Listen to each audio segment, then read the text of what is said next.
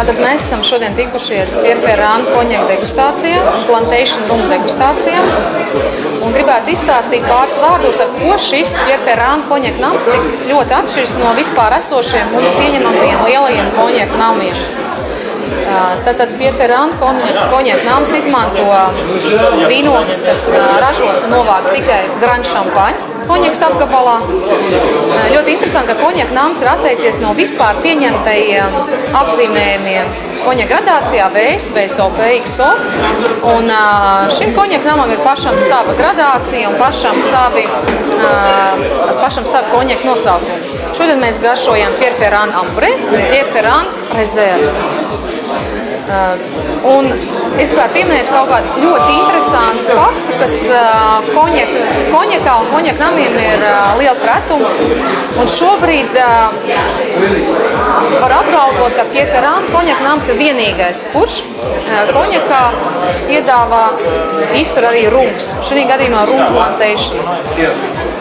Rums tiek iepirkts Karību salās Barbadosā, atvests uz konjaku un papildus izturēts Limuzijānas konjaka ozolkoku mucās. Tas nozīmē, iepriekš rums ir izturēts 5–10 gadus burbonu mucās un pēc tam vēl papildus pāris gadus franču ozolkoku mucās.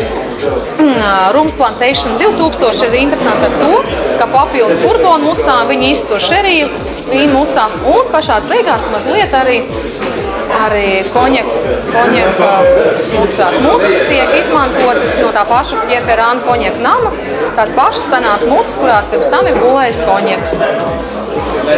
Rumi, tāpat kā konjaka, šim namam ir vareni interesanti un garšīgi. Es jums ieteiktu viņus nogaršot, ja ir iespēja. Nopērkam viņi arī Latvijas veikalos, lai labi garšo.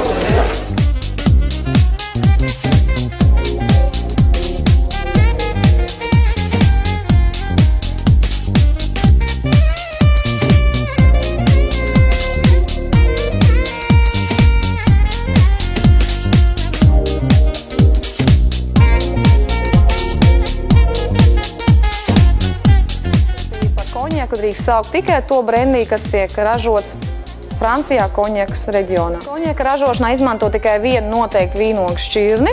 Konjaka ražošanā tiek izmantot divkāršā distilācija, tas ir pēc likuma. Tāpat konjaks tiek izstrādāts tikai un vienīgi ozolkokā. Un ir ļoti daudz dažādu citu ierobežojumu, kad var sākt destilāciju, kad var beigt destilāciju, cik var novēlkt hektolitrus no 1 hektāra. Ja? Un ir ļoti daudz likumu, kur ir jāievēro, lai uz pudeles varētu likt nosaukumu konjaks. Francūžiem patīk viss sarežģīt, un tas ir viens no destilācijas, varbūt, ka esat kādreiz lasījuši, mācījušies. Pēc pirmās destilācijas viņi ņem tikai sirdi. Viņiem ļoti skaists nosaukums. Pirmajam destilātam ir galva, sirds un astes. Un tas ir ļoti interesanti, kad nāk destilāts ārā, viņi to pašu sākumu, kas nāk, nolaiž pa vienu trubiņu, tās ir galvas, ja? To viņi neņem. Tad viņi to pašu viduts, kas vislielākais, to pirmreizējo destilātu 30 grādīgo paņem. Un pašas beigas, kas ir astītes, to viņi atkal nolaiž atpakaļ, ja? Citā renē. Ja? Respektīvi, to viņi galvas un astes viņi neizmanto, izmanto tikai pirmā destilāta sirdi. Un pēc tam tā pirmā destilāta sirdi atkal karsē un veic otro destilāciju. Otrās destilācijas beigās mēs jau iegūstam tā saucamo konjaka spirtu, jeb visi zina ļoti skaisto vārdu eau de vie, jeb dzīvais ūdens, kura stiprums ir apmēram 72 grādi. Šis 70 grādu stiprais eau de vie ir gatavs izturēšanai ozolkoku mucās, tas ir gatavs produkts, viņš ir ļoti skaists, caurspīdīgs, baltā krāsā, ļoti stiprs konjaka spirts, kuru pēc tam izturēs dažādās ozolkoku mucās. Vissvarīgākā lieta konjaka radīšanā ir viņa konjaka spirtu sajaukšana, jo konjaks ir dažādu eau de vie, jeb dažādu konjaka spirtu sajaukums, un mēs parasti to salīdzinājumu attiecinām uz visiem mūsu, jūs katrs esat viens eau de vie, jeb dzīvais ūdens, jo mēs visi esam ūdens, ja? Katram savs gads un vieta, un tad jūs visi sajaucot kopā, sanāk viens konjaks.